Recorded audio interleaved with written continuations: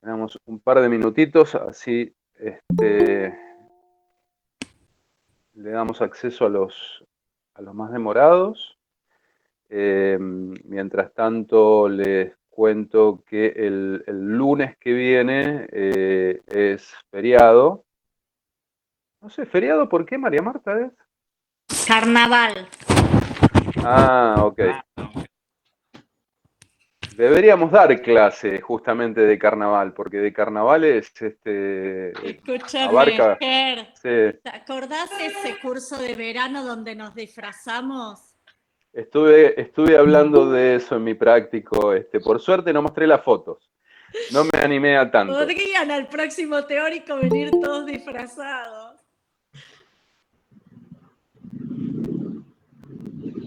Hay cosas que han quedado así como en la historia de la cátedra. Bueno, nada.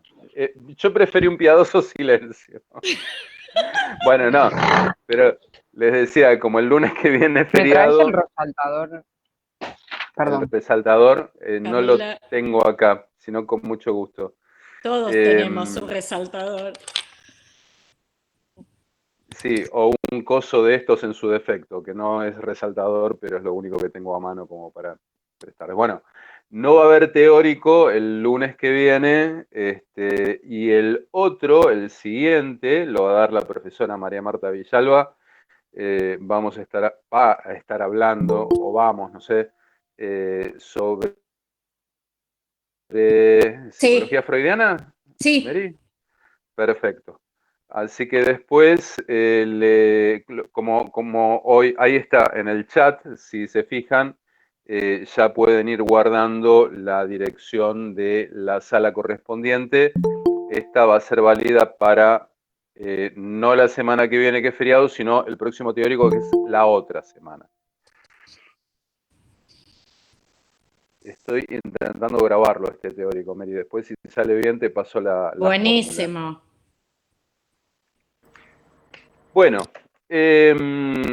arranquemos. Como todos ustedes pueden suponer, cuando uno prepara una clase teórica o cuando se prepara el programa de una materia, una exposición, siempre hay dos, tres, cuatro conceptos fundamentales, algunas sentencias clave que de alguna manera sirven como pilar para cimentar después todo el desarrollo de los contenidos.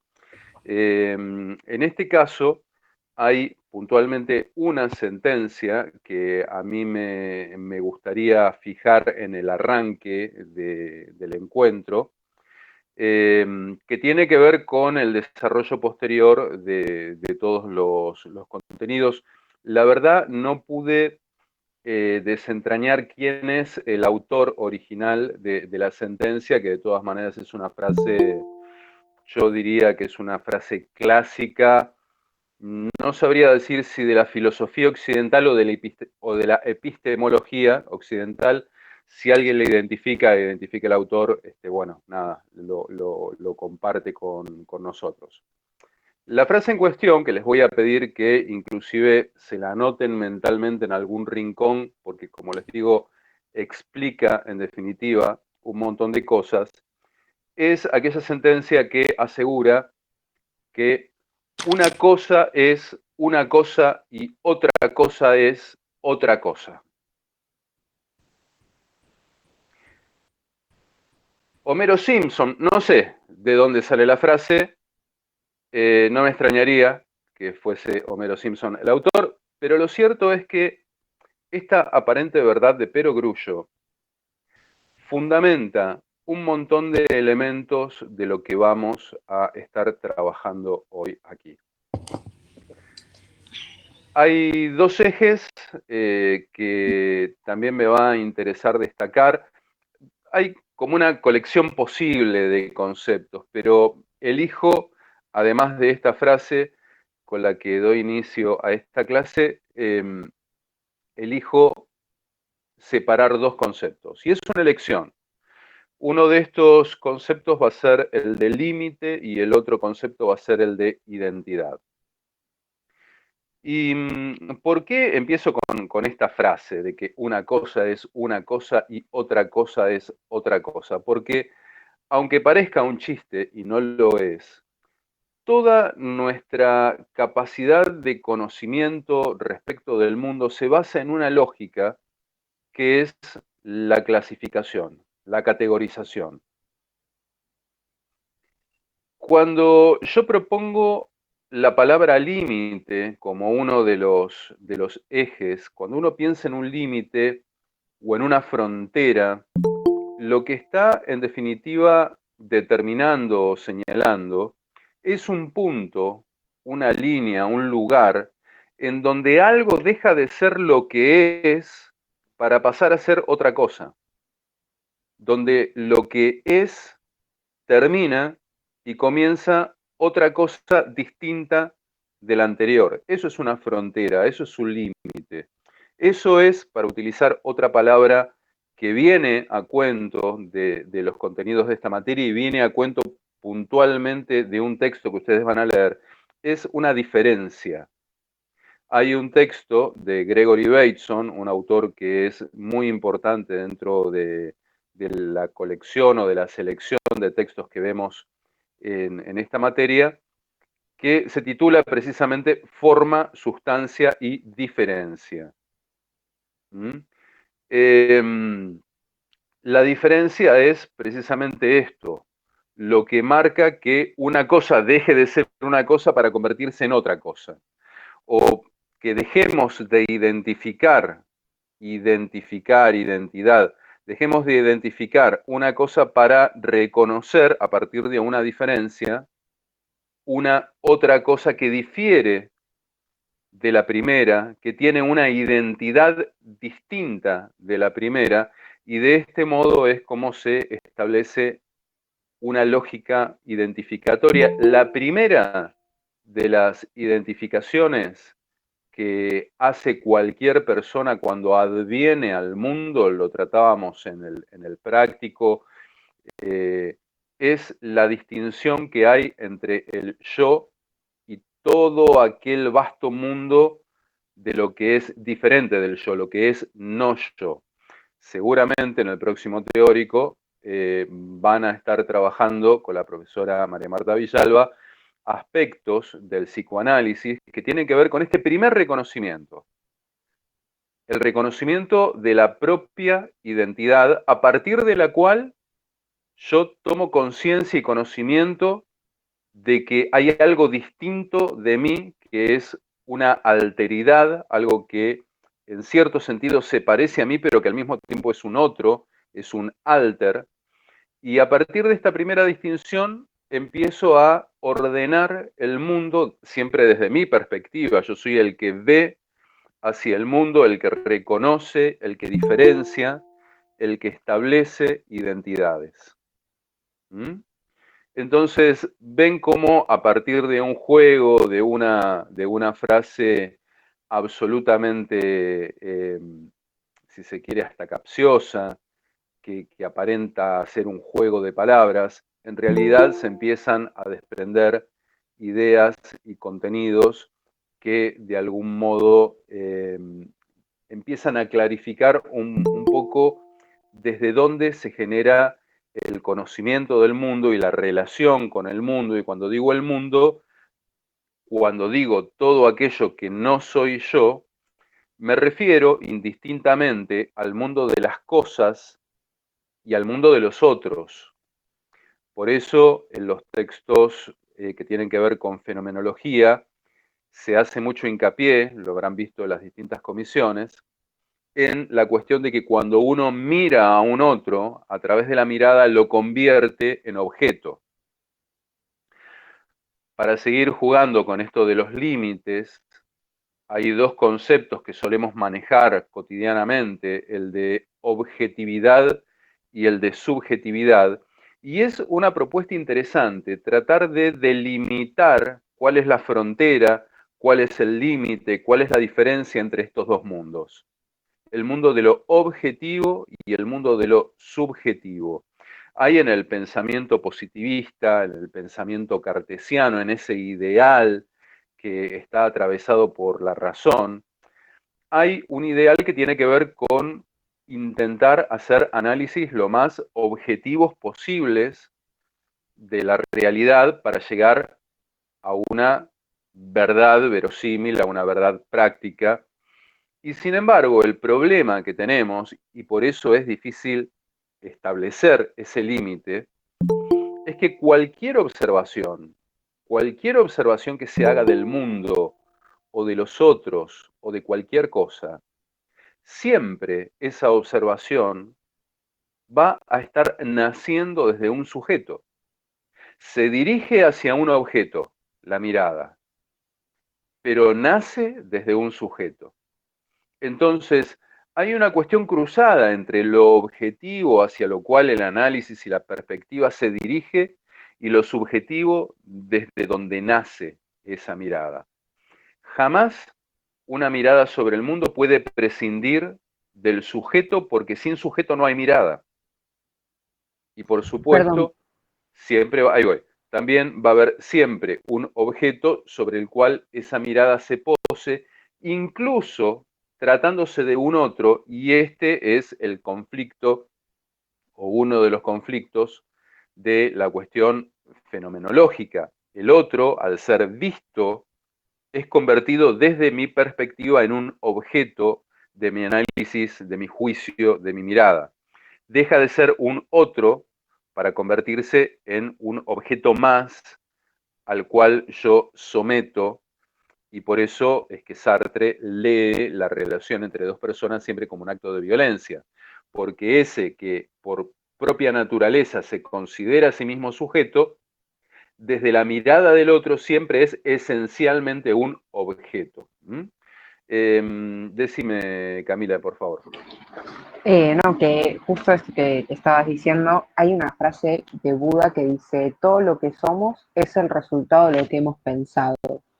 Y quizás podemos como anclar un poco lo que estuvimos hablando quizás de lo zen, con esto ahora de lo fenomenológico o de la fenomenología, esto de que cuando nosotros miramos convertimos al otro en un objeto, por decirlo de alguna manera, y que cuando miramos al otro lo hacemos siempre desde una perspectiva quizás cuando dijiste al principio dos conceptos, identidad y límites, y sumado a la frase de una cosa es una cosa y otra cosa es otra cosa, siempre cuando miramos o cuando observamos también intentamos establecer estos límites y al mismo tiempo identificarnos con estas cosas que vemos y todo a través de claramente todas esas construcciones que tenemos en nuestra cabeza que se dieron básicamente por la cultura o por las formaciones que se van dando, que bueno, son parte de la cultura, pero sí que son todas cosas que pensamos o que hemos pensado o que estamos pensando, como que todo va a estar atravesado por una misma cuestión.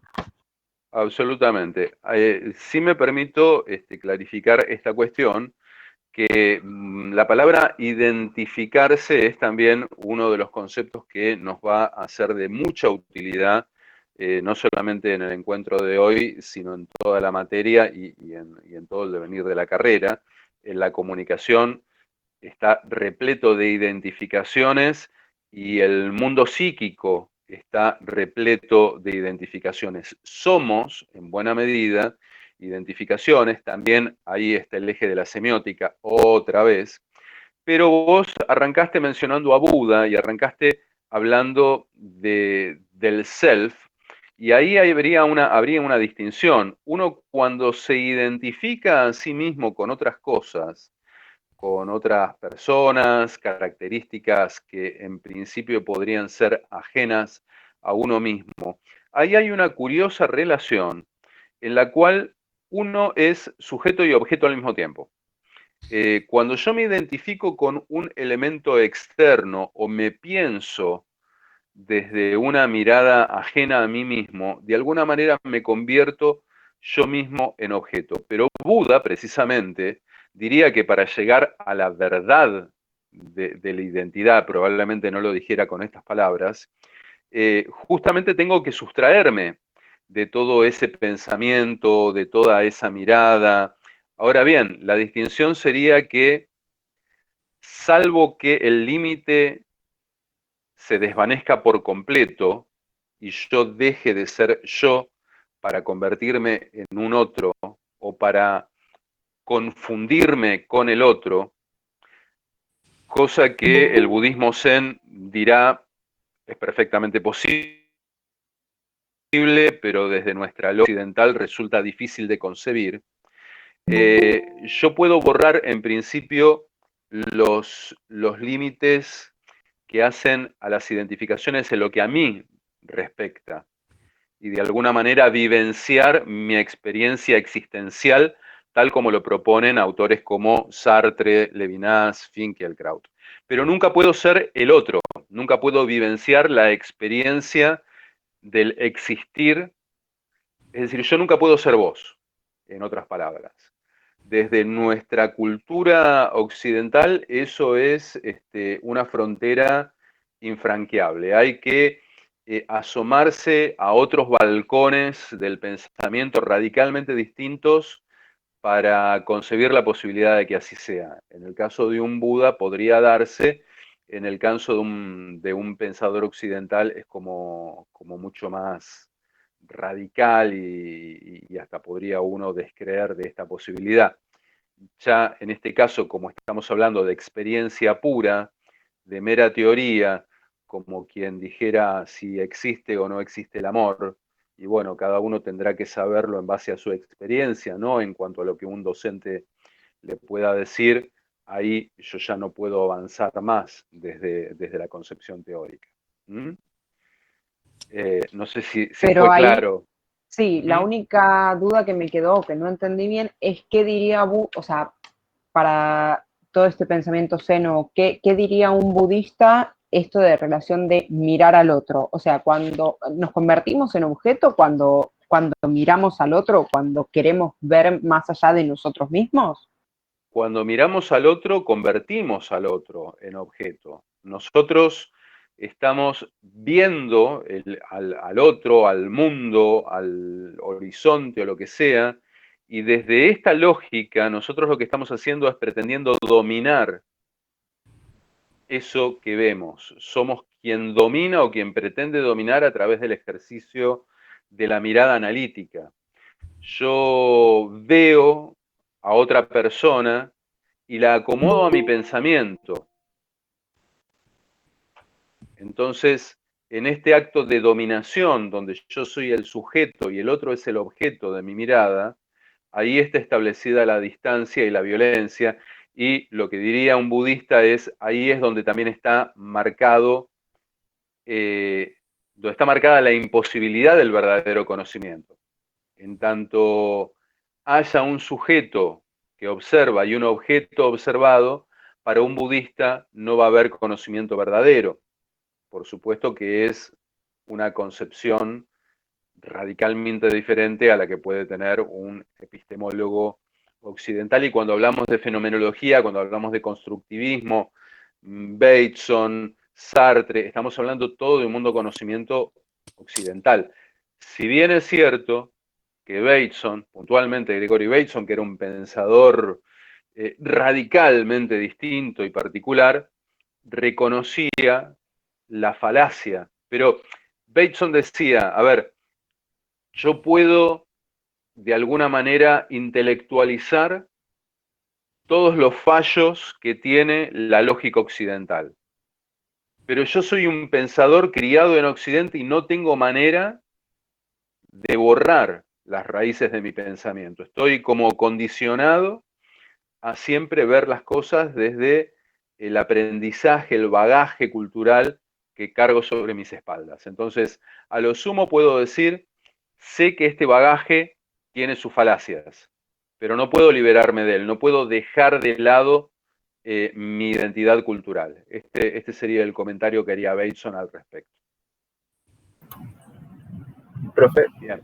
Sí, hola, profe, ¿qué tal? ¿cómo te va, Pablo? Bien, todo bien. Ahí me surge una pequeña duda, pero no sé si aporte o no, pero sí me cabe la duda de pensar, bueno, más allá de que se esté objetivando al sujeto en mi mirada, ¿hasta qué punto eso es un acto que decido consciente o inconscientemente? Bien. Es un acto inevitable, más allá de consciente o inconsciente, es inevitable. Perdón. Yo puedo tomar conciencia del acto y a pesar de tomar conciencia no puedo evitarlo. De hecho, yo en este momento te estoy hablando a vos, Pablo, te estoy mirando en mi pantalla y por más que quisiera evitar la distinción que se crea en mi cabeza de yo, Germán, te estoy hablando a vos, Paulo, ahí ya está marcada la diferencia, la distinción. Yo hablo a alguien que no soy yo. Y en este decir lo estoy volviendo consciente. Y a pesar de volverlo consciente, sigue siendo inevitable. Podría ser inconsciente, podría ser automático y también estaría presente. En todo caso, el problema es que es ineludible desde nuestra lógica comunicacional sustraernos de esta diferencia de una cosa, quien habla es una cosa, y otra cosa, quien escucha, es otra cosa. Somos dos personas diferentes. Claro, pero ahí lo que me surge como duda es que ese hecho no imposibilita que yo te pueda a ti concebir como de sujeto a sujeto, no exclusivamente como objeto de mi vista. No sé si se entiende. Uno puede presumir, como lo haría de hecho Emmanuel Levinas, que el otro, esa alteridad que se nos presenta en principio como un objeto, tiene ciertas particularidades idénticas a las que puedo tener yo. Acá uno podría hablar incluso de empatía, ¿no? Cuando uno ve a una persona puede tratar de entender lo que le pasa a esa persona, si esa persona está triste, si esa persona está exultante, uno puede tratar de compartir o de vibrar, vamos a decirlo así, en la misma sintonía que el otro, entender lo que al otro le pasa. Si una persona muy cercana, cualquiera de nosotros, está afligida, uno puede afligirse por empatía junto con esa persona. Lo que no puede hacer es convertirse en esa persona. Entonces ahí es donde está la barrera que de todas maneras siempre va a estar presente. Si avanzamos un poco más hacia el tema semiótico de la cuestión, cuando yo hablo de otra persona, cuando yo le digo a otra persona, como te estoy diciendo a vos en este momento, nosotros dos somos personas diferentes. Estoy llevando además esa diferencia a otro nivel, que es el nivel del lenguaje, el nivel del discurso. Cuando yo digo tu nombre, digo, estoy hablando con Paulo Zurulevich, ¿lo dije bien? Estoy hablando con Pablo Zurulevich. Ahí entra a jugar todavía otra dimensión, que es la dimensión del lenguaje, la dimensión de la marca, la dimensión del representante. El nombre que de alguna manera, perdón Mary, no me quiero meter, pero digo, sí quiero marcar la conexión que hay entre distintos temas, después vos lo vas a desarrollar más convenientemente. El nombre que está ocupando el lugar de lo nombrado.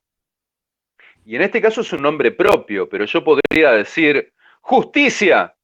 Y la palabra justicia está ocupando el lugar de una idea que a su vez me remite a una protorrealidad bastante inasible en el caso de justicia, por cierto, que vendría a estar ahí afuera, sea donde sea afuera. De vuelta el tema del límite. Recuerdo cuando el texto de Toshiko Itsutsu habla del interior y del exterior. Y ahí hay una frontera, hay un límite, ¿no? Entre el interior y el exterior tiene que haber un límite que delimite. Y sin embargo, el propio Itsutsu en algún momento dice, bueno, hablemos de interior y de exterior, pero sepamos que en definitiva es un problema falaz, es un problema de pura retórica. Mapas. El texto de Gregory Bateson, Forma, Sustancia y Diferencia, habla de mapas.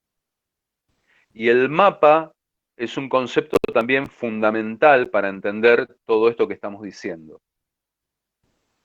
Cuando uno piensa en un mapa, me refiero a un mapa cartográfico, imagine cada uno de ustedes en su cabeza un mapa cartográfico, en esa hoja de papel hay líneas que de alguna manera marcan fronteras, marcan límites. Una línea en un mapa puede representar muchas cosas diferentes, pero siempre va a marcar un límite y siempre va a marcar una diferencia. Vale decir, ¿cómo? No, que yo quería hacer una preguntita en eso de si cuando hablamos de límite podemos utilizar estamos estableciendo, o sea, podemos decir límite como podemos decir diferencia. Sí, O sea, podemos obvio. usarlas en este momento como sinónimos. Ok. Sí, lo podemos usar como sinónimos. Una frontera marca una diferencia entre lo que está de un lado y lo que está del otro de la frontera. Claro, porque hay un texto de Williams que dice por qué es importante la diferencia, en donde da distintas perspectivas a través de las cuales se estudiaron las diferencias en este caso, entre personas, en realidad, y dentro de todas esas teorías había lingüística, psicología y antropología, en donde, bueno, la lingüística decía esto que le comentabas recién a Paulo, que lo que establecía la diferencia era el diálogo entre dos personas, y según la psicología, claramente es muy breve lo que dice el texto de Williams porque está abordado para hablar de más allá de diferencias culturales, pero decía que era importante para construirnos a nosotros mismos. Pero básicamente, si me decís que límite y diferencia en este caso aplican para lo mismo, está perfecto. Sí, después uno puede meterse en las sutilezas de las palabras, por supuesto. Igual quiero decir algo en voz alta para retomarlo después y no olvidarme, que probablemente haya diferentes clases de diferencias y habrá que analizar las diferencias que hay entre unas diferencias y otras. Porque vos hablabas de diferencias entre las personas y yo estaba hablando de las diferencias en un mapa. Entonces, cabría preguntarnos si las diferencias en un mapa y las diferencias en el mundo social tienen diferencias entre sí o si corresponde a un mismo concepto. Lo vamos a abordar en un ratito. Pero para seguir en el eje de los mapas cartográficos y que se entienda bien esto, yo recién decía, cuando hablamos de una frontera en un mapa cartográfico, fíjate que la sola frontera, el haber nacido de un lado o del otro de esa frontera, marca una diferencia que puede terminar significando muchas cosas en el mundo de lo social, ¿no? No es lo mismo ser europeo que ser sudaca, ponele. Ahí ya no hay una frontera, sino un océano de diferencia, pero para el caso vale lo mismo. Corea del Norte o Corea del Sur, claro. Hasta la General Paz marca una diferencia en algunas topografías. Topografías. En un mapa, una línea puede marcar una diferencia topográfica. Una línea puede marcar un río, una línea puede marcar una autopista, una vía férrea, puede marcar un montón de cosas. Dos cuestiones en relación a esto. Primero, que lo que es ineludible es que ahí donde yo tengo una línea en el mapa, esa línea es una disrupción. Es decir, tengo un todo continuo y de repente algo aparece que es el límite, que es la marca, que es la diferencia, que lo que me está diciendo es, esta es una representación, pero en el modelo real, donde aparece esta diferencia, este límite, hay de hecho algún tipo de diferencia en el modelo real. Es decir, lo que se traslada al mapa es la diferencia que está en el territorio verdadero. Si yo voy al territorio verdadero, ahí donde tengo la línea que me delimita dos cosas, algún tipo de diferencia voy a tener. Puede ser una diferencia política, puede ser una diferencia topográfica, puede ser una diferencia en cuanto a un mapa social que me habla de densidad de población, de calidad educativa, de capacidad económica, de lo que sea, pero lo que se traslada es la distinción de la diferencia en sí. Y la otra cuestión que tiene que quedar clara es que el mapa en sí es irreal. El mapa en sí no es el territorio. Esto es algo que vamos a ver cuando trabajemos el texto de Bateson. Otra verdad de Perogrullo, el mapa no es el territorio. Ok. Pero decir que el mapa no es el territorio es exactamente lo mismo que decir que la palabra no es la cosa nombrada. Es lo mismo que decir que el nombre de una persona no es la persona que el nombre nombra, que es, como bien señala Cristina en el chat, una representación. Representación es una palabra interesante, representación, representar. Volvemos a la semiótica, nunca nos movimos de la semiótica, y mirá que yo he renegado muchos años de la semiótica, pero bueno, fue una relación así de odio que finalmente se convierte en amor cuando comprendo. Tal vez el amor y el odio tengan que ver, de vuelta, los distintos y el límite, tenga que ver con una comprensión. Uno odia lo que no comprende y ama lo que comprende porque lo que comprende está dentro de la zona de confort. Estoy mezclando un montón de cosas, pero es que todo tiene que ver con todo, como decía mi amigo Pancho Ibáñez. Y esto también es una verdad de perogrullo que valdría la pena tener siempre a mano. Cuando uno va a una reunión social, ahora no lo acostumbramos tanto por esto de la pandemia, pero bueno, si se acuerdan, ustedes eran muy chicos, pero antes de que empezara la pandemia, uno a veces iba a reuniones sociales y lo primero que hacía era presentarse con aquellas personas que a uno no lo conocían. Mucho gusto, buenas tardes, mi nombre es, yo soy. Y en realidad ahí hay una repetición, porque uno ya está presente cuando se presenta. Cuando me presento y digo mucho gusto, mi nombre es, yo soy, en realidad me estoy representando porque me estoy volviendo a presentar cuando de hecho ya estoy presente. Esa es la naturaleza de la representación, es volver a hacer presente algo que ya estaba presente. Pero al mismo tiempo, esta palabra representación también involucra una distancia. Lo que representa el mapa es distinto de lo representado, de lo que es, del territorio.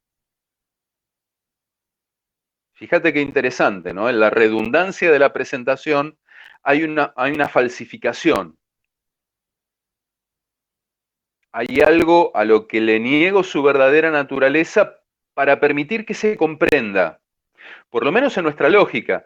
Ya habrán visto todos ustedes que en el mundo del ideario Zen, para llegar a la verdadera comprensión de algo, hay que eludir cualquier clase de análisis, hay que eludir cualquier clase de verbalización.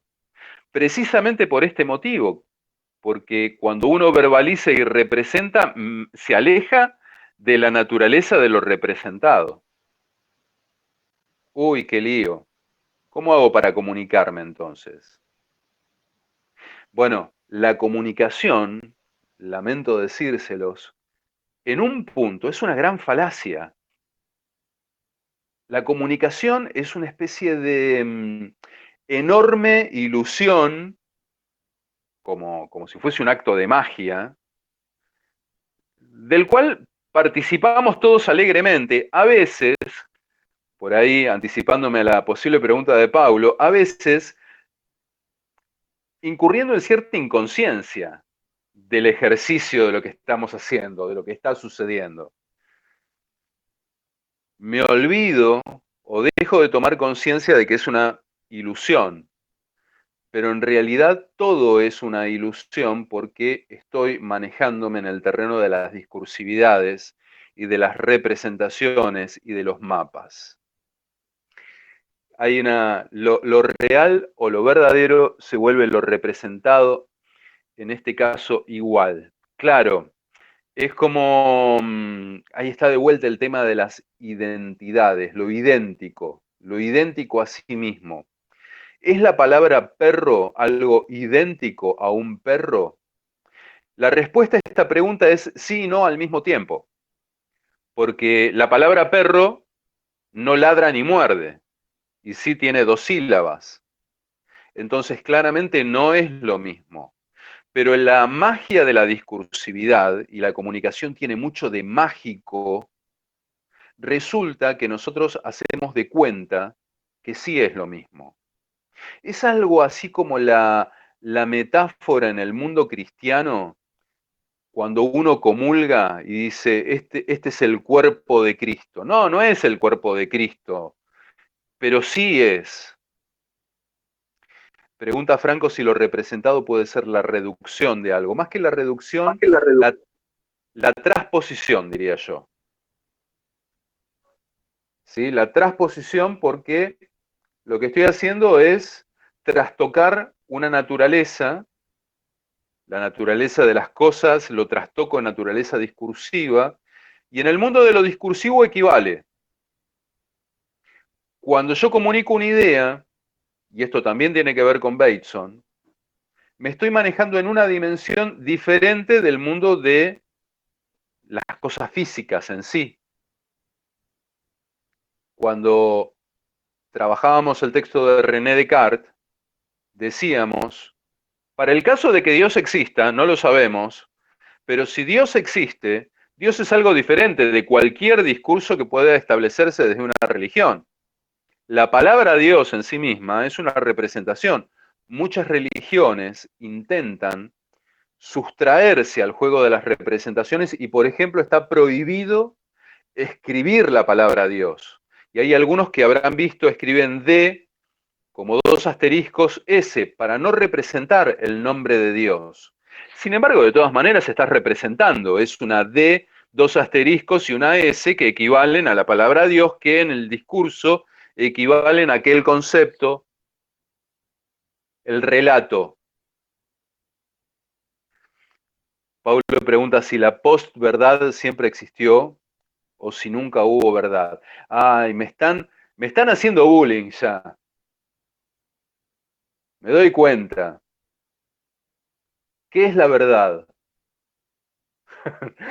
Digo, a ver, ahora les estoy haciendo bullying yo a ustedes. ¿Qué es la verdad? La verdad es algo, por empezar, relativo a un marco que yo fijo de una manera convencional. Wow, de vuelta estoy hablando de mapas. Por supuesto, la verdad no es absoluta porque es convencional.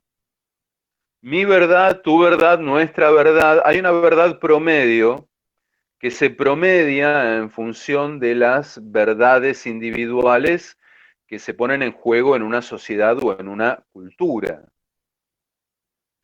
Es una, sí, más que una abstracción, yo diría que es una idea, que es un acuerdo. A ver, vuelvo por un momento a los mapas. Los mapas habrán visto, porque, insisto, uno puede tener una línea en un mapa y esa línea puede significar cualquier cosa hasta que yo defino qué significa. Una línea punteada va a ser una frontera provincial, digo, y lo digo yo. Y es así porque lo digo yo y lo pongo como en un cuadro que figura en todo mapa cartográfico que se llama cuadro de referencias, donde por ejemplo también figura la escala. Entonces yo digo, bueno, este mapa es una escala, es un mapa en una escala 1 en 10.000. Y de esa manera comprendo el tamaño del territorio real en función a esa representación. Sin ese cuadro de referencias, hay un montón de cosas que a mí se me van a escapar inevitablemente del mapa. Imaginen un mapa termográfico, es decir, una foto satelital donde los colores cambian en función de la temperatura de cada punto del mapa. Ese mapa termográfico, si yo no les digo que es un mapa termográfico, podría ser cualquier otro tipo de cosa, cualquier otro tipo de referenciación. La única certeza posible que uno tiene frente a ese tipo de mapa es donde tengo una diferencia en el mapa, voy a tener también alguna diferencia en el territorio real al cual ese mapa alude. Entonces, ¿qué es la verdad? La verdad deriva de un cuadro de referencias en el cual nos ponemos de acuerdo durante un tiempo y decimos, bueno, en tanto este acuerdo esté vigente, la verdad va a ser esto. Hay algunos incluso que dicen, no, este mapa referencial es absoluto y esta verdad es válida para siempre. Ok, eso va a seguir siendo válido hasta que venga alguien a romper ese dogmatismo sobre esa discursividad. Pero si no tenemos referenciación, como bien dice Franco, no vamos a tener la posibilidad de anclar esa representación al mundo de lo imaginario, al mundo de lo discursivo. Camila aportaba, cuando la ciencia muestra evidencia empírica para ciertas verdades. ¿Cómo explicamos esto? Ahí existe convención. Claro, la ciencia en algún momento demostró empíricamente que el Sol giraba en torno de la Tierra, porque había una evidencia empírica que tenía que ver con la observación directa. Tuvo que venir alguien y decir, sí, pero esa evidencia empírica queda anulada por esta otra evidencia también empírica, y la física de Darwin estaba basada sobre una evidencia empírica. Pero después vino Einstein y con otra evidencia más empírica todavía, hizo bolsa aquella otra. Y así es como va evolucionando la ciencia. En cada momento, los científicos estuvieron convencidos de que su evidencia empírica era pragmática y objetiva. Pero era pura interpretación. De vuelta, el sentido común. Todos tenemos sentido común. ¿Y por qué, sin embargo, hacemos análisis diferentes sobre los mismos eventos? Bueno, simplemente porque consideramos distintas variables dentro de la complejidad de esos eventos. Y esto es algo que la ciencia todavía hoy padece. Digo, no hay un desarrollo científico hoy capaz de abordar la totalidad absoluta de las variantes que entran en la complejidad de un determinado problema. Ahí hay un recorte, lo mismo que en un mapa. Y el recorte es interpretativo. Y el recorte invariablemente modifica el objeto de estudio, transmutándolo de ontológicamente real a modelo discursivo. Pero en Occidente nuestra capacidad de abordaje del conocimiento siempre tiene que ver con lo analítico.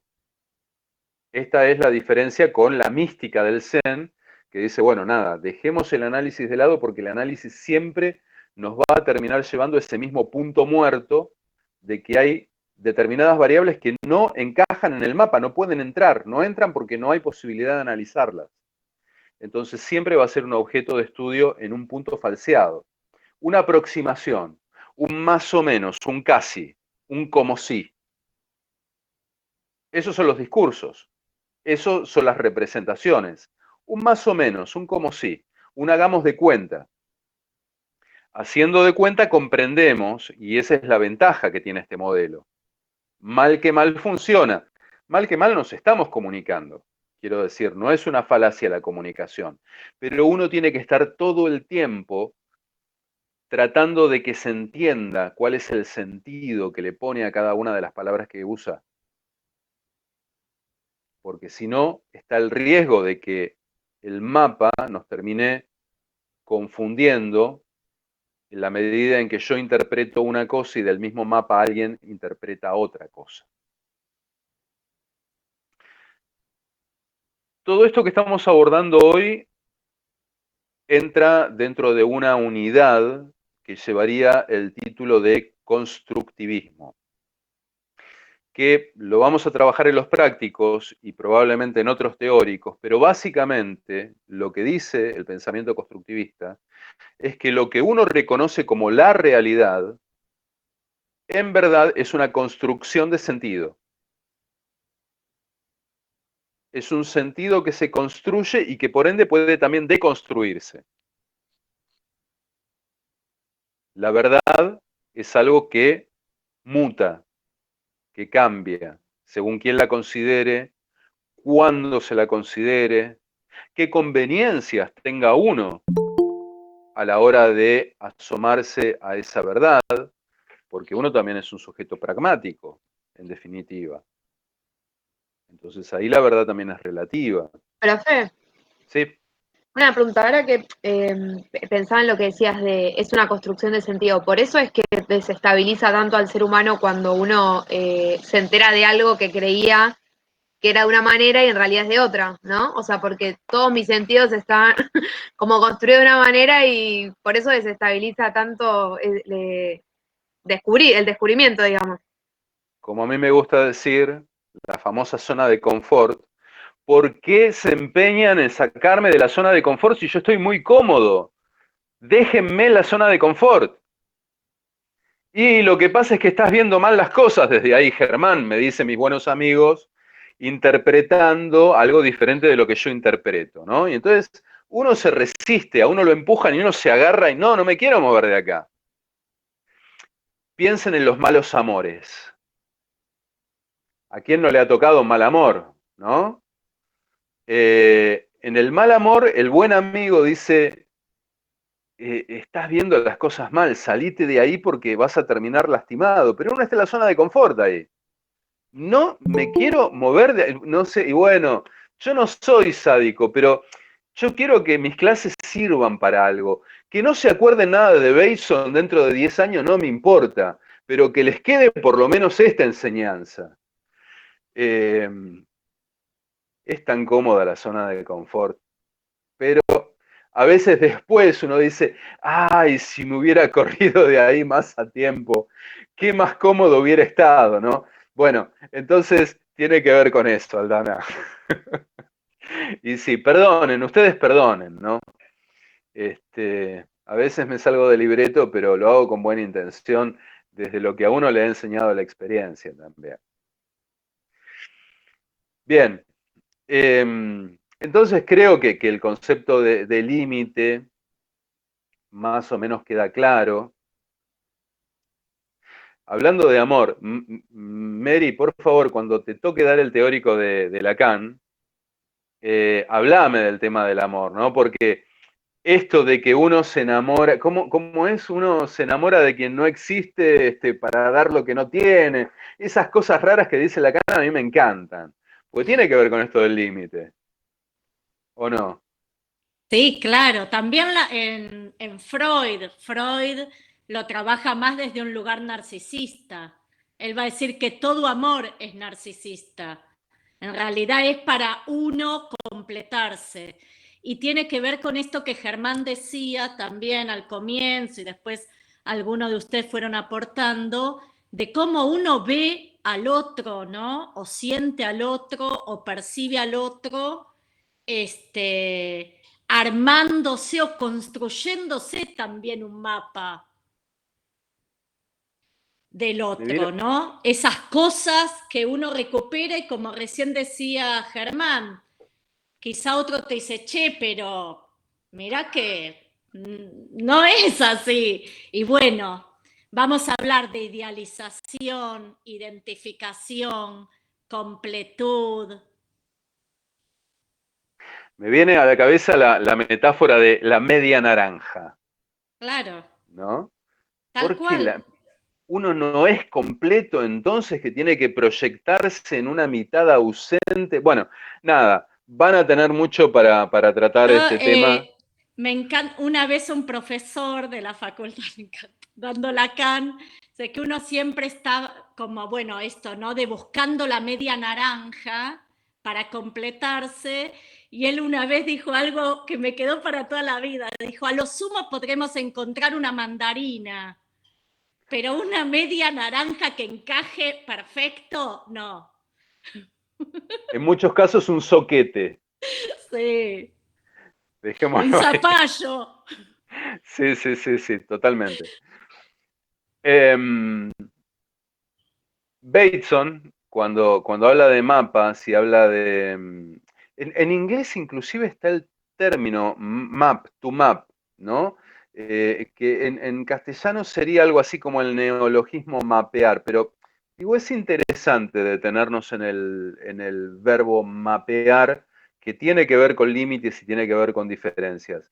Cuando uno va a enfrentarse a un determinado objeto o contexto objetivo, uno entra a un aula de la Facultad de Ciencias Sociales, un caso concreto.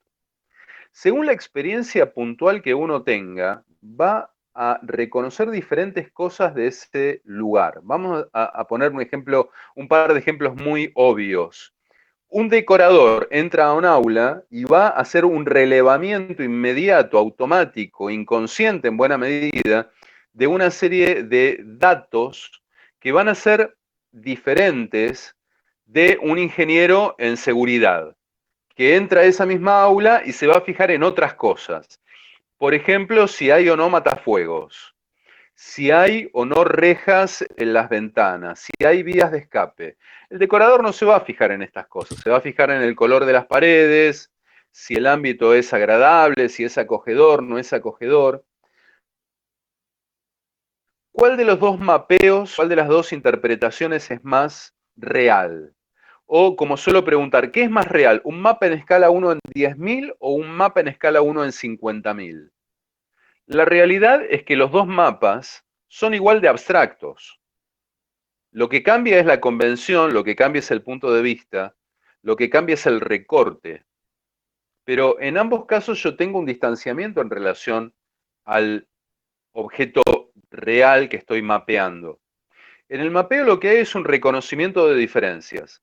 Cuando yo conozco a una persona, si llevo esto al mundo de lo social, la primera impresión que yo me llevo de una persona tiene que ver con un mapeo, tiene que ver con un reconocimiento de diferencias que yo voy a anclar más o menos inconscientemente, pero mayormente de manera inconsciente, una observación detallada que hago de esa persona que me va a llevar a intuir cosas. Un reconocimiento de rasgos indiciarios, podría uno decir. ¿Mm? Rasgos que me indican, por ejemplo, si esa persona tiene una media de cada color, ese es un dato. Un dato que yo después puedo intuir relacionado a un determinado hecho de la realidad. Puedo decir, esta persona evidentemente es muy distraída y no se dio cuenta de que esta mañana se puso una media de cada color. Pero ahí hay también una lectura, porque esa persona pudo haberlo hecho adrede por algún motivo que yo desconozco. En todo caso, es un dato que esa persona tiene medias de distinto color. Después voy a hacer una posible interpretación de ese hecho. Inevitablemente voy a hacer una interpretación de ese hecho. Quiera o no, ese hecho que a mí me llama la atención, despierta en mí algo en el terreno de lo interpretativo, aunque no quiera. Y tiendo a imaginar algo de esa persona, exactamente, a partir de una inferencia que yo hago, que después podré corroborar más o menos en la medida en que aborde ese aspecto, lo verbalice, lo analice. Claro, en el tiempo que a mí me lleva corroborar ese dato, las medias diferentes, analizarlo, investigarlo, estoy automáticamente dejando de lado el abordaje de un montón de otras variables posibles. Porque es imposible que aborde todo el universo de variables que integran ese evento. Esto también es importante. Por eso hay mapas disímiles relacionados todos ellos a un mismo territorio. ¿Cómo puede ser? Bueno, porque considero distintas variables, interpreto de distintas formas.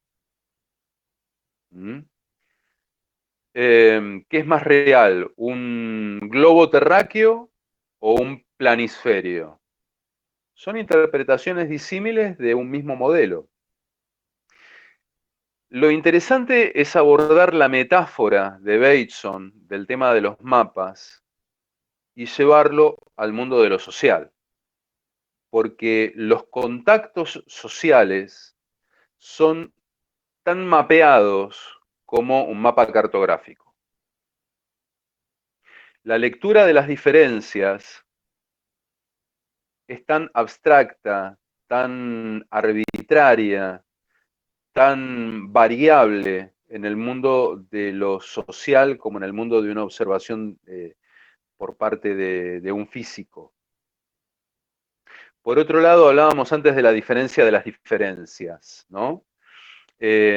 Recordaba en alguna materia hace muchos años que alguien me había señalado que los esquimales tienen no sé cuántas palabras, 50 palabras, ponele, Mary, si te acordás, traelo el dato, para designar el color blanco. Nosotros tenemos una palabra, blanco, y le agregamos como un comentario, blanco teta, blanco tiza, blanco ala.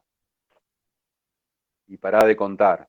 Pero claro, los esquimales viven en un contexto donde todo es blanco, entonces la capacidad que tienen para distinguir entre la diferencia entre el blanco y el blanco es distinta de la que tenemos nosotros. Hay un texto precioso de Julio Cortázar, Las instrucciones para subir una escalera, no sé si lo tienen presente, donde él dice, bueno, uno tiene que levantar el pie de un peldaño al otro y después levantar el pie, y en un momento dice, la identidad de nombre entre pie y pie, se refiere al pie derecho, pie izquierdo, puede ocasionar algún tipo de inconveniente, ¿no? Lo dice como un juego de palabras. En este caso es lo mismo, la diferencia entre blanco y blanco. Pero lo que para nosotros es una continuidad de blancos, para una persona que vive en un contexto donde todo es nieve, ahí hay diferencias para nosotros imperceptibles. Entonces está el color blanco como la nieve que aún no ha tocado el piso, el blanco de la nieve que acaba de caer, el blanco de la nieve que se ha convertido en hielo, etcétera, etcétera, etcétera. Ahora que está tan de moda hablar de las cuestiones de género, uno podría preguntarse si la antigua diferencia que existía, es casi un juego de palabras lo que estoy haciendo, entre el hombre y la mujer, equivale a la diferencia que hay entre un transexual y alguien que no lo es. ¿Es el mismo grado de diferencia? ¿Es el mismo grado de diferencia el que marca la diferencia de género al que marca la diferencia de edad o de clase social o de religión? ¿Cuál de esas diferencias debería ser más relevante para marcar una diferencia en el mundo de lo humano?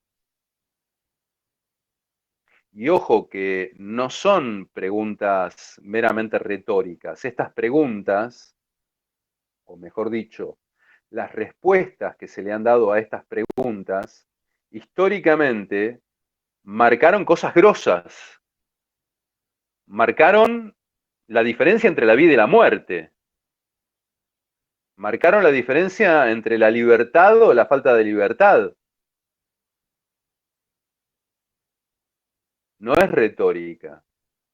Pero en el marco de una determinada cultura, siendo uno parte de esa cultura hegemónica, resulta que muchas veces estas preguntas pasan al terreno de lo inconsciente, pasan al terreno de lo automático. No me hago la pregunta porque no hace falta. Porque nadie se pregunta eso. Y el que se pregunta eso muchas veces puede inclusive ser considerado un subversivo. Hay preguntas que no se hacen, que no corresponden, fuera de lugar.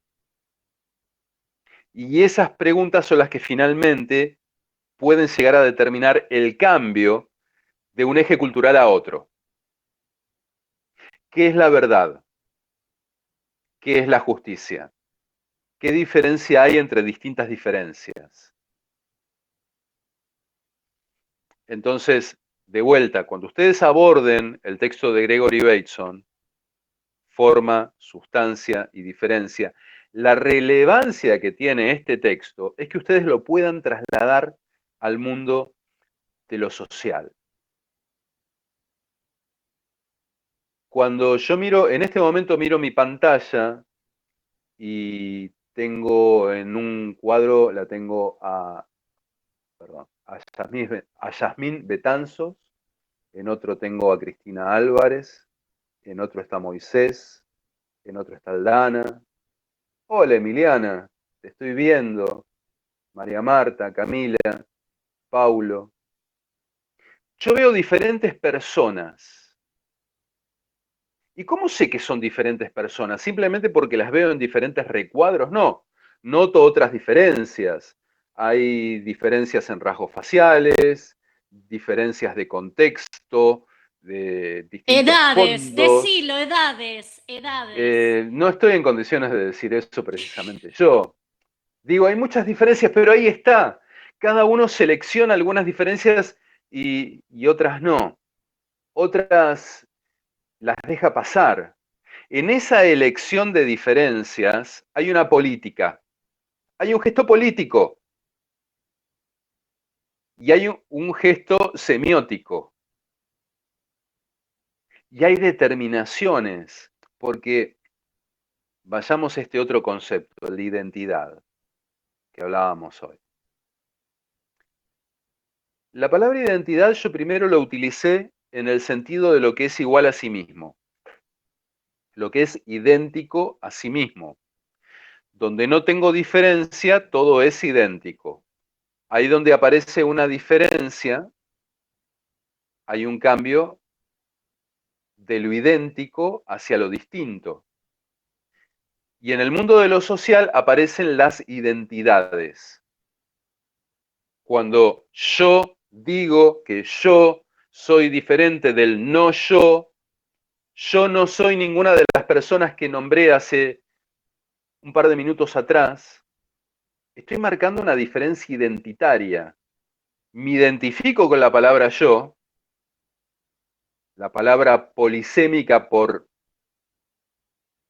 antonomasia, no hay ninguna palabra más polisémica que yo, y digo todos los demás tienen otras identidades, después veré cuáles, pero son los otros, son los diferentes, son los distintos, en principio los distintos de mí.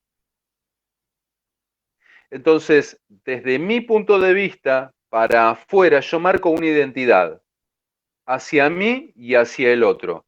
Y el otro hace lo mismo respecto de sí y de los demás. Los que somos el gran conjunto de los demás en relación a él, a ella, a cada uno.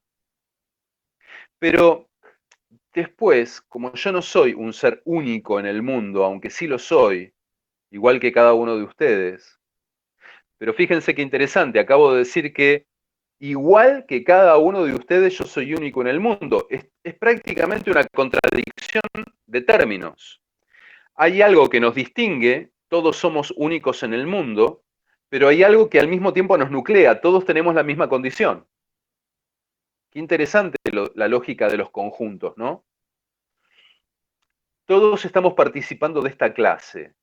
Ahí hay un conjunto que nos incluye a todos y que nos diferencia de otros que hoy no han venido, no se han conectado, u otros que ya han cursado esta materia o todavía no la han cursado, u otros que están estudiando odontología, o, no sé, medicina forense, o proctología.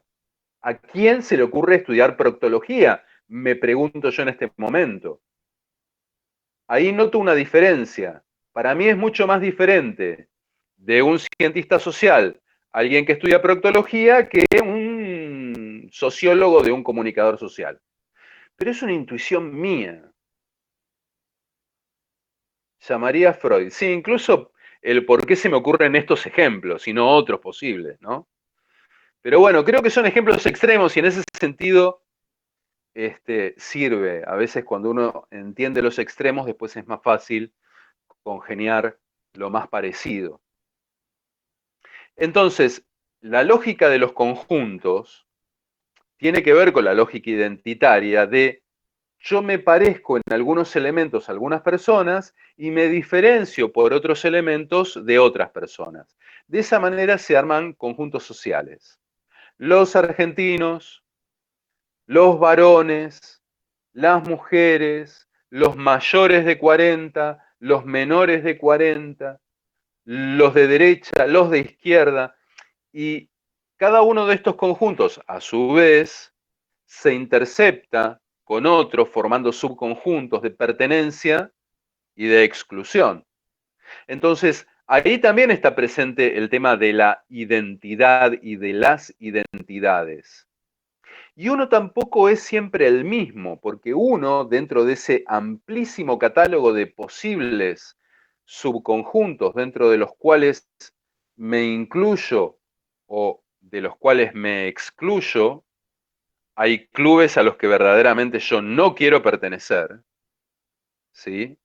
Me resisto a pertenecer a determinados grupos y me encantaría pertenecer a otros donde no soy bien recibido, y en otros sí, me gusta participar porque soy bien recibido, y ahí hay un entramado social. El famoso entramado social está hecho de estas lógicas, y esta lógica es una lógica identitaria, pero ojo, es una lógica identitaria a dos puntas, y esta es la otra cuestión que es fundamental comprender.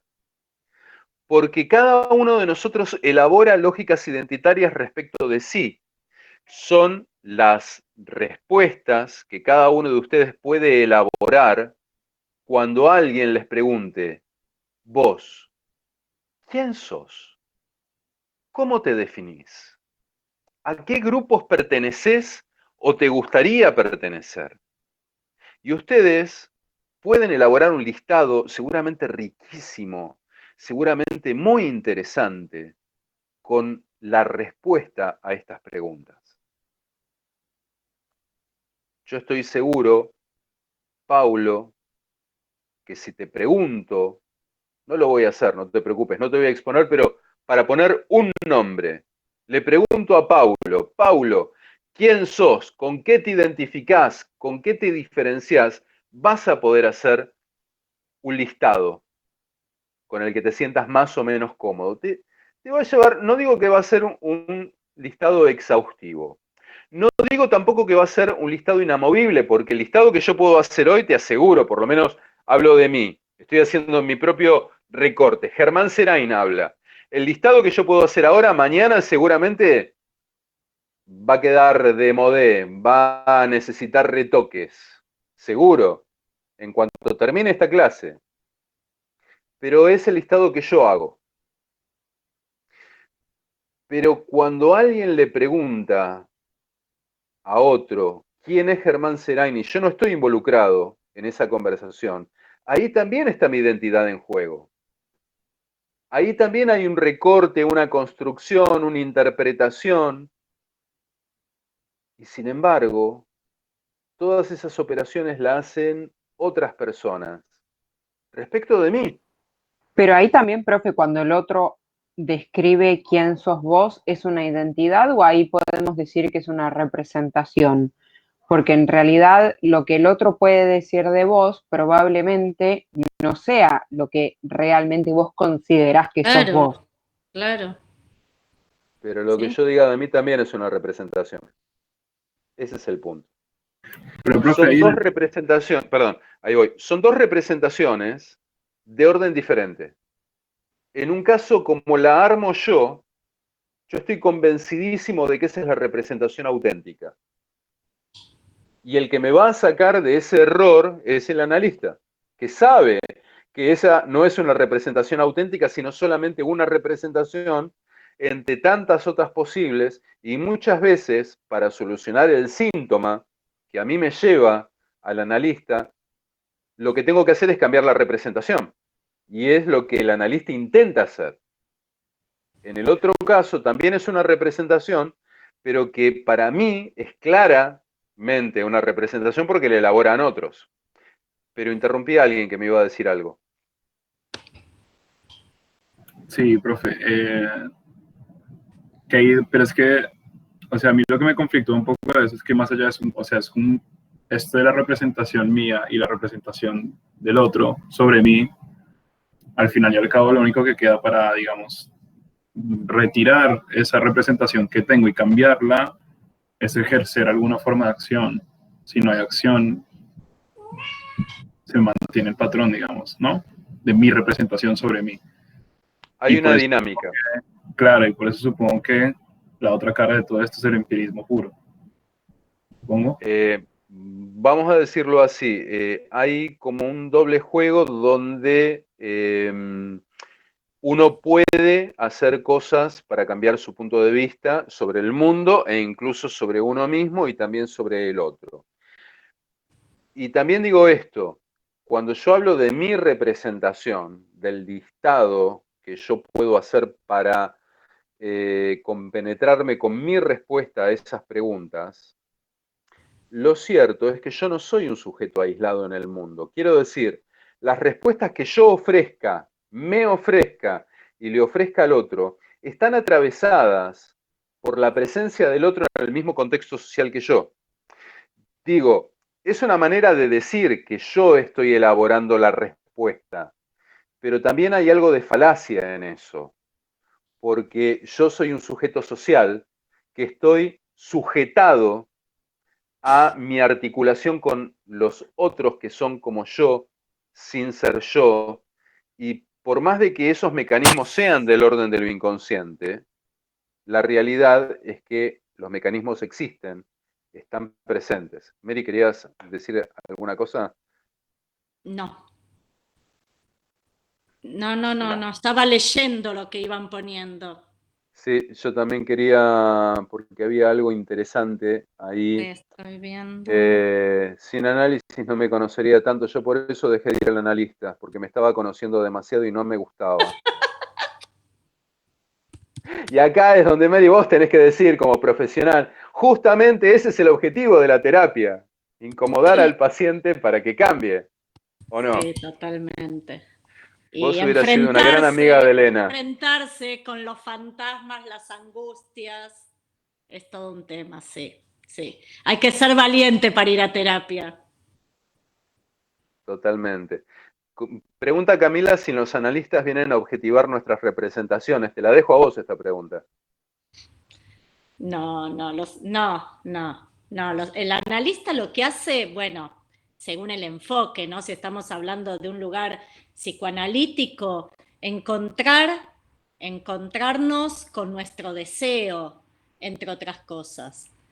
Pero es una búsqueda personal, si bien se necesita del analista.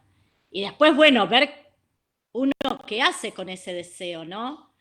Ya vamos a hablar el próximo lunes cuando nos encontremos sobre el yo, el ello y el super yo y cómo interfieren en las decisiones que tomamos, en lo que somos, en los mandatos sociales, que también tiene que ver mucho con lo que Germán está hablando de los mapas, ¿no? De los mapas culturales, de lo que diría Sartre, aquello que hicieron con nosotros, y cómo estamos también atravesados desde un lugar lacaniano por los significantes, por el deseo de los otros. Pero bueno, los espero el 22. Lo que hacemos con lo que los otros hacen. De nosotros, tal cual. Yo después le quiero contestar a Karma Stroiani, que pregunta si no era que solo nosotros podemos conocernos a nosotros mismos. Pero, Mary, ya que estás, Lucila, Paulo, Camila siguieron el tema, más allá de que va a haber un teórico sobre esto, te agradezco si les das respuesta a vos, a ellos. Como dice, a ver, esa representación que uno tiene de uno mismo es la que cuenta, como que la realidad psíquica de cada uno es la única válida. ¿Y por qué se desconoce tanto del deseo? Porque tenemos miedo de ser libres, no lo desconocemos, lo reprimimos. Bien, bueno, tiene que ver un poco con lo que dice Camila. El deseo, que es el ello, ¿no? Para el psicoanálisis, ya lo vamos a ver cuando hagamos la introducción al psicoanálisis. Bueno, hay que enfrentarse con ese deseo. ¿Por qué? Porque también como seres sociales estamos atravesados por el deber ser, los mandatos familiares, lo que esperan los otros de nosotros, ¿sí? Y que esto, bueno, es también inconscientemente también transmitido a nuestros hijos. Pero bueno, hay muchas cosas. ¿Por qué reprimimos? Y bueno, les prometo que lo vamos a ver. La represión es, esto es en serio, es muy importante para la salud psíquica, ¿sí? No puede ser la vida puro ello, puro deseo, pura satisfacción y nada, me Quizás cago ahí, en el otro, profe, digamos, justo sino que yo iba a decir algo necesitamos así. internalizar la represión. El bebé es puro ello, puede hacer todo lo que quiera, pero llega un momento donde hay que internalizar la represión para también poder vivir en sociedad, ¿no? Que es lo que Lutsky habló en su primer teórico sobre los textos sociales de Freud, que vamos a trabajar. El tema del lazo social, el malestar en la cultura y otros temas que están asociados a la ley y la represión. Y añado de mi parte que precisamente en estas operaciones es donde surge esta diferencia de la que estuvimos hablando durante todo el encuentro de hoy entre lo que soy yo, pura pulsión, y el otro que aparece como alguien distinto, que me limita, me pone un límite, y ahí es donde el deseo encuentra también una barrera de contención. Y esto tiene que ver también con la conformación de las identidades, de cómo llegamos a establecer una distinción entre el yo y el no yo, el yo y el otro, la naturaleza del otro, etcétera, etcétera. Y entonces, ahora sí, retomo el comentario de Carr, que tiene todo, insisto, se va vinculando. Carl Mastroianni decía, ¿no era que solo nosotros podemos conocernos a nosotros mismos? Y la respuesta es sí y no. Como muchas otras veces, la respuesta es ambigua. Hay toda una corriente eh, epistémica y hasta moral que tiene que ver con el dogma del conócete a ti mismo, que tiene que ver con un cuídate incluso a ti mismo, eh, reconoce, pero al hablar del ti mismo, ya ahí es hablar de una distinción. Estoy hablando de alguien diferente de los otros. Entonces, de vuelta es indisociable. Yo puedo conocer determinadas cosas de mí mismo a las cuales el otro no tiene acceso. Por ejemplo, mi sensibilidad. Si yo estoy triste, puedo decirlo, pero el otro no va a poder sentirlo por mí. Ahí hay un límite infranqueable donde yo soy yo y el otro no puede acceder. Incluso muchas veces a mi pesar, porque cuando uno está triste le encantaría que el otro nos comprendiera para poder acompañarnos mejor, y sin embargo no es posible porque el otro no puede dejar de ser el otro. Ahora, en otro punto, en otro terreno, yo necesito ir a un analista para que el analista devele cuáles son los mecanismos de construcción de esa identidad que yo me he asignado. Entonces, no es que el analista me conozca mejor de lo que yo me conozco.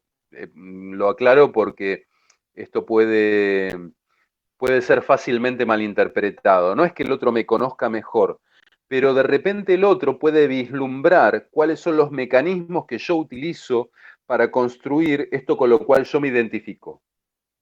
Y puede marcarme esos mecanismos para que yo pueda modificarlos. Entonces, no estoy diciendo que el analista me conozca mejor de lo que yo me conozco, pero sí estoy diciendo que yo desconozco por qué motivo yo creo ser quien soy. Los límites nuevamente son arbitrarios. La diferencia es que los estoy poniendo yo. Ahora, en el entramado social, donde Germán Serain se convierte en el objeto de un discurso que circula entre los estudiantes de la Facultad de Ciencias Sociales, ahí Germán Serain sigo siendo yo, pero es un yo que yo desconozco, porque yo soy ajeno a esos discursos siendo objeto de esos discursos. Entonces, de vuelta, ¿dónde está el límite? Ahí me desconozco por completo. Claro, Y lo que probablemente, sí, perdón, Car, te escucho. no, que lo que yo me quedé pensando cuando dijiste que, bueno, yo al otro lo estoy representando. Y cuando vos dijiste que a mí misma yo también me estoy representando, entonces, ¿quién soy yo? O sea, ¿cuál es mi esencia? ¿Es toda una representación o soy así? La expresión soy así puede remitir también a un montón de cosas. Soy así como me comporto, soy así como pienso, soy así como siento. ¿Qué significa soy así? ¿Soy así según lo que el otro ve que soy? ¿O soy así conforme lo que yo siento y el otro no va a poder llegar a conocer jamás?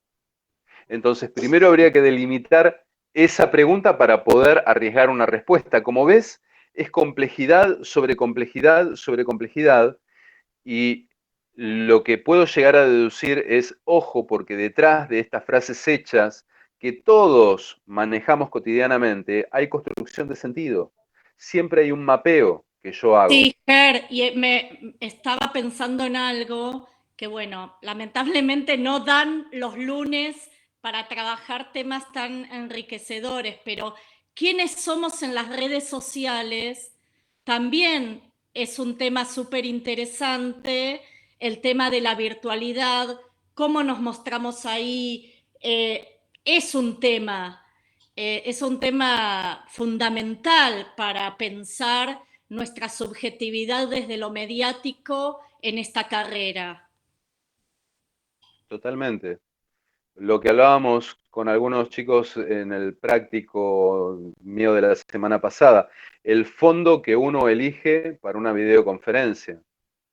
Si muestro mi casa tal como es, si pongo un fondo artificial. Me estuvieron haciendo bullying, Mary, porque yo no tenía la menor idea, no tengo la menor idea de cómo se puede modificar el fondo.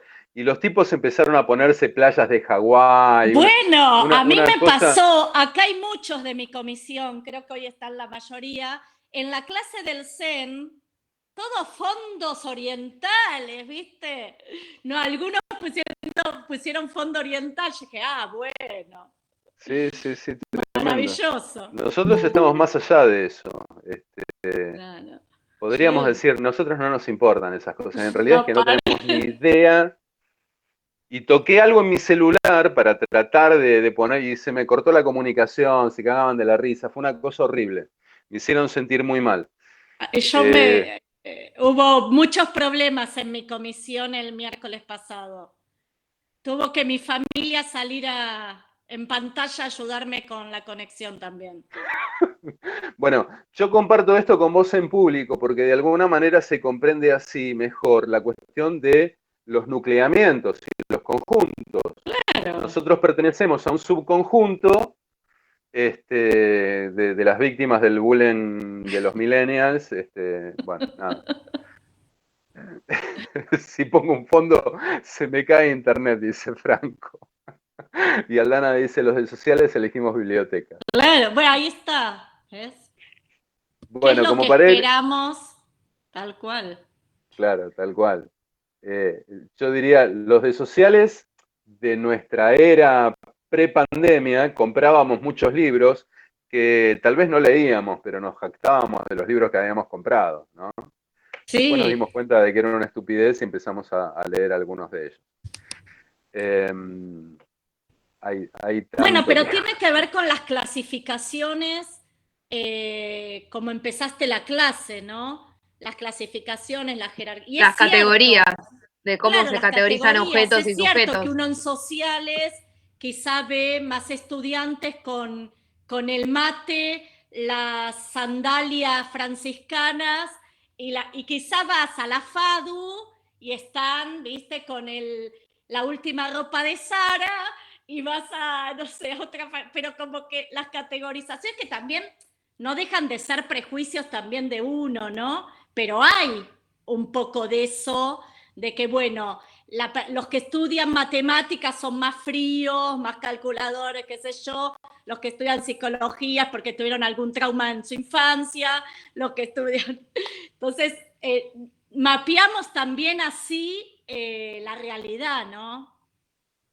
Metiendo, Sí, encasillando en distintos lugares. Es para hablar mucho.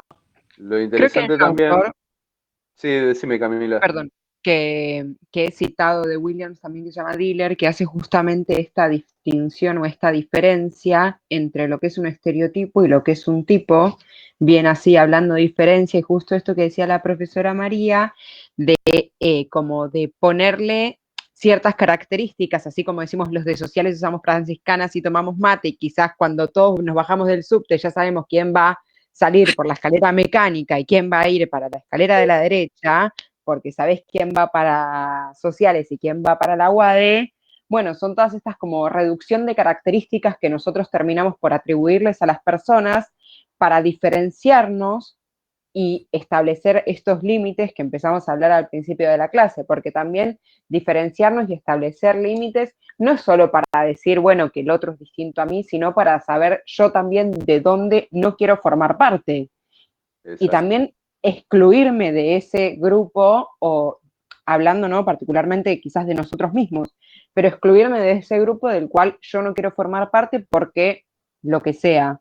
Y estaba bueno lo que decía mucho, bueno, la profe, esto de que cada persona, cada grupo, si bien nosotros mismos, yo tengo diferencias con un montón de personas, más allá de las que podamos ver acá a través de la cámara, como decías vos, profe, al mismo tiempo tenemos un montón de cosas en común que nos juntan en estos grupos que somos nosotros los de sociales, como decía Aldana.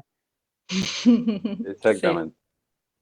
Y es obvio y se colige de todo lo que estuvimos hablando, pero no quiero dejar de señalar que las identidades son simultáneamente individuales y sociales. Quiero decir, cuando uno habla de arquetipos, cuando uno habla de imaginarios, cuando uno habla de representaciones, claramente desde la psiquis de cada uno de nosotros se desarrollan todas estas operaciones, pero están atravesadas por el hecho de que somos sujetos sociales en un determinado contexto. Y especulamos además con el contexto, vale decir, no solamente armamos una identidad para ofrecerle al otro, sino que especulamos con qué creemos que el otro puede llegar a estar esperando de mí, y entonces armo la identidad en función de esa especulación, que puede ser una especulación irreal. Es como cuando uno va a buscar un trabajo, va a una entrevista de trabajo, uno se luquea convenientemente para esa entrevista y de alguna manera deja de ser su yo auténtico, ponerlo así entre comillas, para acomodarse al yo ideal que uno supone que esperan en esa empresa. Pero ojo, porque también puede pasar que esta construcción falle y en esa empresa estén buscando un determinado perfil diferente al que uno armó al efecto. ¿Se entiende lo que estoy diciendo? Aldana dice, o lo mismo con los propios progenitores, de lo cual yo leo que Aldana tiene un problema con sus progenitores y me pregunto cuál es. Aldana, ¿a qué te referís con esto?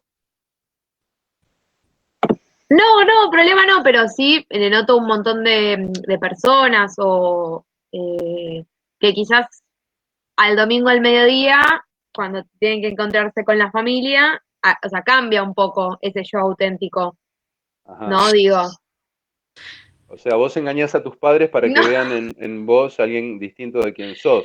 no, o sea, sinceramente quizás yo no estoy hablando de mí, pero en realidad sí, mentira, pero, pero Es para un decía que amigo. es para un amigo la pregunta por un trabajo práctico. Conozco una amiga que le pasa. Exacto. No, pero sí quizás, ahora, o sea, en mi experiencia quizás sí podría decir en cuanto a conversaciones de política, es como que sí, capaz que un poco se va mi yo auténtico porque es algo, no se puede sostener una conversación.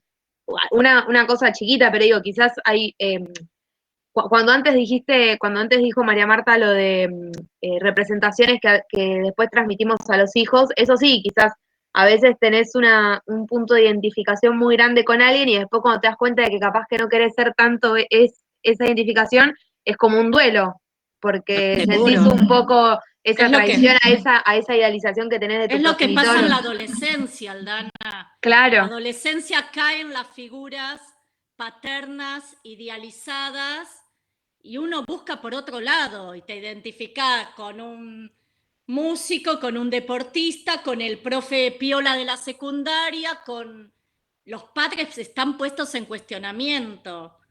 todo el tiempo. Y sí, ahí hay un duelo, sí que hay un duelo, sí. Eso lo vamos a trabajar en psicología de las masas.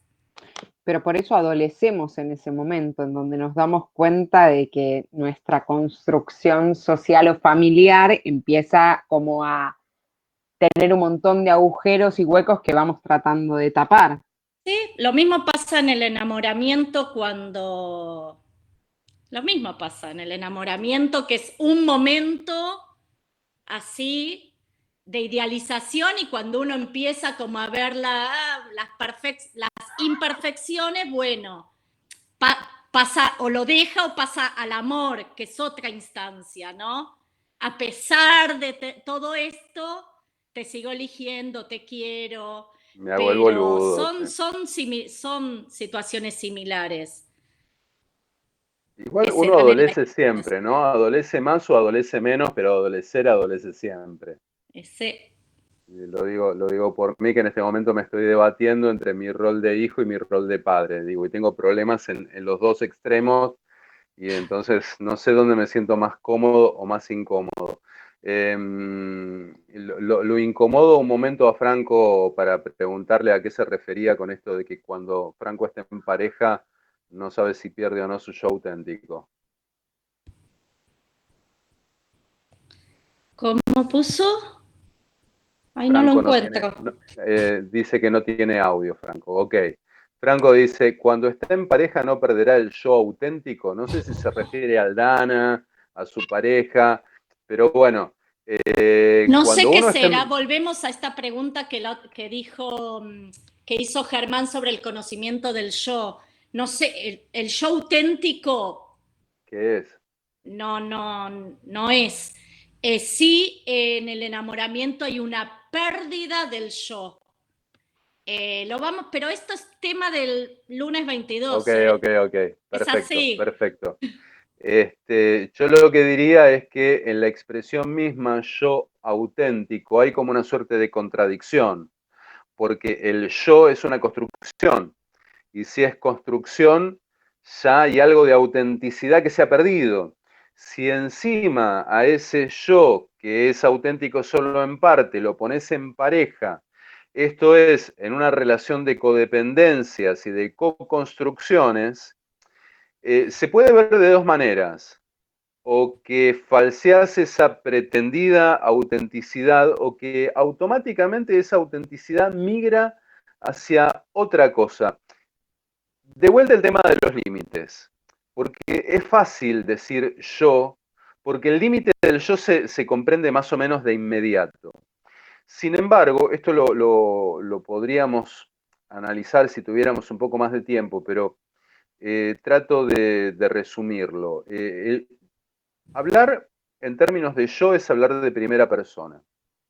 Hablar en términos de nosotros es hablar en primera persona. Sin embargo, una cosa es hablar en primera persona del singular y otra cosa hablar en primera persona del plural. Y en esta simple distinción hay como un cambio brutal en lo que es la identidad.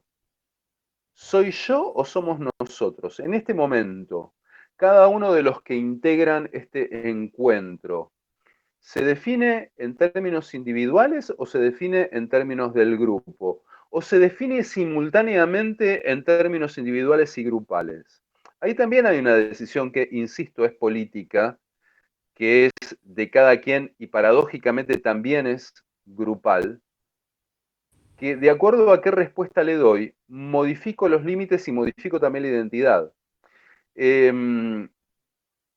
Hay algo en el libro de Václavic, quienes lo puedan tener a mano, hay un libro de Paul Václavic, colega de Gregory Bateson, que se titula ¿Es real la realidad?, donde Václavic trabaja algo que se llama el dilema de los prisioneros.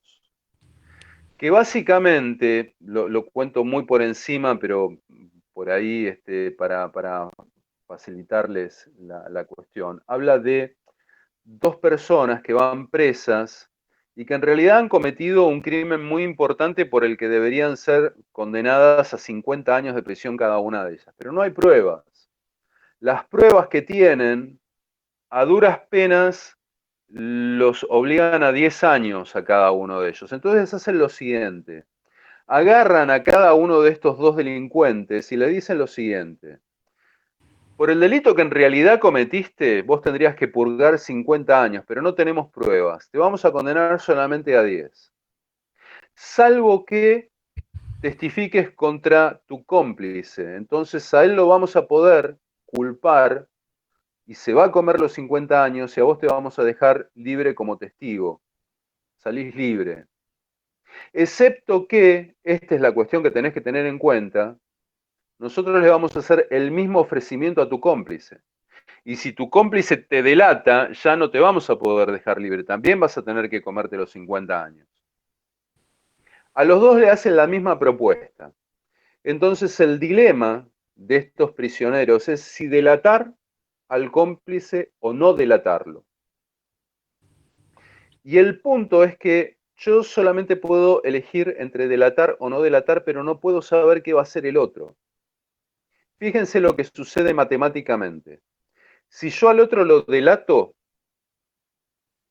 puede ser que me coma 50 años o que salga libre, dependiendo de lo que haga el otro, pero yo no sé lo que va a hacer el otro. Si no lo delato, en el peor caso me voy a comer 50 años y en el mejor caso me voy a comer 10. Entonces, matemáticamente, ¿qué me conviene? Delatarlo.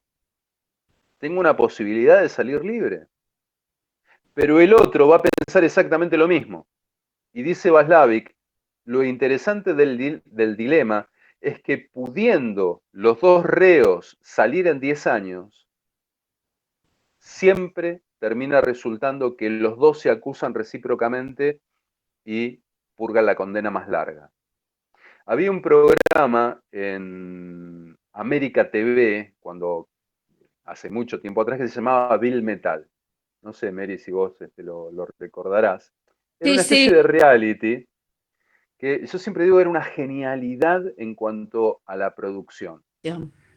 La idea del programa era que cada uno presentaba una historia con la cual justificaba cobrar un monto de dinero, ponele 50.000 pesos. Entonces se armaban historias, ¿no? Tipo Gran Hermano, se armaban complots después para desarticular las historias de los otros. Mirá, está engrupiendo con esto de que necesita la plata para la operación del padre, claro, para el trasplante, si se lo ve re sano, vamos a votar en contra. Y se van eliminando participantes con argucias de alianzas y contraalianzas. Al final del programa quedaban dos participantes y cada uno recibía un pizarrón donde tenía que anotar si compartía el premio con el otro o no. Dos participantes, 50.000 pesos en juego. Si los dos ponían en su tabla comparto, cada uno se llevaba 25.000 pesos. Si uno ponía comparto y el otro ponía que no, el que había puesto que no se llevaba los 50 y el pobre ingenuo que quería compartir se volvía sin nada a la casa. Pero si los dos ponían no comparto, el pozo quedaba en el canal. ¿Se entiende la lógica? Entonces, de vuelta, es el mismo dilema. Yo no manejo la opción del otro, entonces yo puedo poner que comparto o que no. Si pongo que comparto, me puedo llevar la mitad o nada. Si pongo que no comparto, me puedo llevar todo o nada. Matemáticamente me conviene poner que no comparto, pero al otro también. Y la plata se quedaba siempre en el canal, por eso digo que era una genialidad la producción. Era una producción que no gastaba un mango. Y como en la dinámica del juego se había establecido que eran todos mentirosos, no había forma de forjar una alianza. No había forma de decir, Emiliana, escuchame una cosa, yo voy a poner que comparto, vos ponés lo mismo, así nos llevamos 25 lucas cada uno. Por más de que Emiliana me diga, sí, dale, buenísimo, yo desconfío de ella. Y ella desconfía de mí. Entonces vamos a mentirnos. Pero ¿qué pasa si en vez de hablar en términos individuales uno lo plantea? ¿Qué nos conviene, Emiliana? ¿Que entre nosotros nos llevemos la plata y después vemos que cómo nos matamos, pero después vemos? ¿O que la plata quede en el canal? ¿Nos conviene llevarnos a nosotros la plata o que la plata quede acá? Planteado en términos de primera persona del plural, no hay duda, no hay dilema, se disuelve el dilema. Entonces, según cómo defino yo los límites de mi identidad, también se van a generar determinados problemas o se van a disolver determinados problemas. En una batalla entre dos ejércitos enemigos, ¿qué nos conviene? ¿Que entre los dos ejércitos mueran miles de personas o de alguna manera arreglarnos para que no muera nadie? En esos términos es muy idiota lanzarnos a la batalla. Salvo que uno de los dos diga, no, porque yo voy a ganar. Ah, no, yo te voy a ganar. Cagamos. Se disolvió el nosotros. Ya la discusión está de vuelta en términos individuales, donde el otro puede ser un adversario o puede ser alguien con quien congeniar. Es una decisión política si los límites de la primera persona los pongo en el yo o en el nosotros. Es una decisión política que nace de la inteligencia de esa primera persona, ya sea singular o plural. Lo mismo vale para una relación, lo mismo vale para cualquier tipo de relaciones. Para esto, para un encuentro donde jugamos a compartir ideas, ¿el interés es mío? ¿El interés es del grupo? ¿El interés es mío lucirme como docente? ¿O el interés es del otro? A ver si puedo darle algo al otro para que se lleve. Son decisiones políticas, pero arbitrarias al mismo tiempo. No hay una verdad, no hay un yo definido de una vez y para siempre. Ese yo va mutando según la propia dinámica social que entre todos decidamos poner en juego. Una holística social, si quieren. Bueno, más o menos hasta acá llegué. El nosotros también puede tener consecuencias negativas, dice Nacho. A ver, ¿por qué? Y en el sentido de que si vos armás un nosotros en contraposición de un nosotros, por ejemplo, no sé, un sentido nacionalista, y decís, bueno, estamos nosotros los argentinos y están los inmigrantes que me vienen a robar el laburo, por ejemplo, discurso muy habitual. Ahí el nosotros tiene una connotación fascista y es un colectivo que se basa en el odio, digamos. Entonces, absolutamente, absolutamente.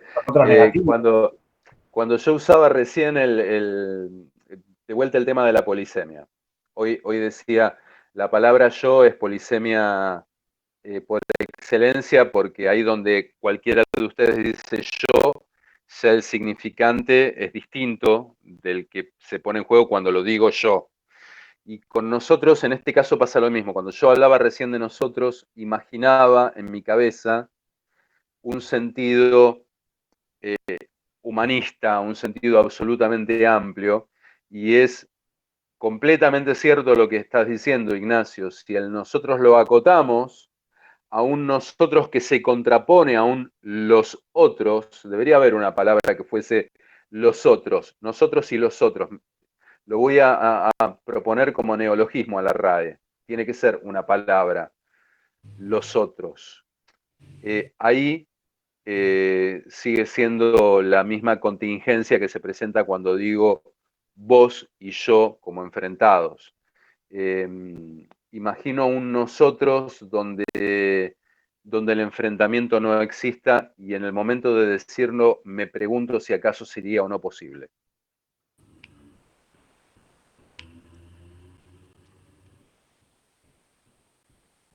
Bueno, Gente, ¿alguien quiere agregar, aportar, preguntar? Les recuerdo, Mary, si haces el favor de volver a poner el enlace Sí. del próximo teórico, les recuerdo que el lunes de la semana que viene no hay teórico porque es feriado de carnaval. Los invito a que en los prácticos discutan acerca del carnaval, que vale la pena, con sus respectivos docentes. Y el otro teórico, el lunes 22, va a ser en esa sala cuyo enlace acaba de postear la profesora María Marta. Se va a repartir después en las comisiones, pero igual, si ya quieren tenerlo agendado, ahí ya lo tienen a mano por cualquier cosa. Es el de la comisión 42. Aviso porque acá hay compañeras y compañeros. Es el que usamos en nuestra clase. Bien, con lo cual me puedo meter después como invitado en vuestras clases para chusmear lo que hacen. A O sea que me espiar. puede llegar a divertir. A espiar, sí. El placer del voyerista. Otro tema interesante. Absolutamente. Como los que participan de la clase con la cámara apagada y dicen, no, porque no tengo conectividad. Y es para que no los vean. Gente, muchísimas gracias por la paciencia, por habernos acompañado hasta acá. Y nos volvemos a encontrar cuando nos volvemos a encontrar. Sean Gracias. felices. Chao, Adiós. chao. Gracias. Chao, chao. Nos vemos. Gracias. A ustedes.